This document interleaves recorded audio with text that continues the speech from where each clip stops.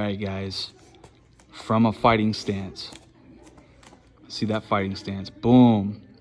Her hand is back in a fist, way back in the chamber. You should not be able to see it if you're in front. The top hand is going to be chin height. Chin. When you throw that reverse punch, it comes out straight. Let's see that straight coming out. Slow motion. Hitting with only, stop it, 2 knuckles. Boom, boom. Only these 2. When it goes back all the way into the chamber the same way it came out. And it goes back 2 times faster.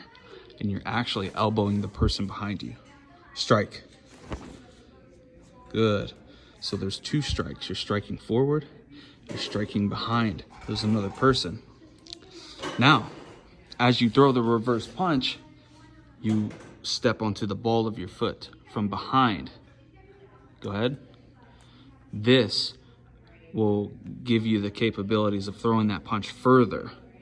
Now, if you don't go onto the ball of your foot, you only have this much distance. Now, when she goes onto the ball of her foot, you have more. You can actually reach the opponent's head. Good job. So you want to use the ball of your foot because you're using your hips.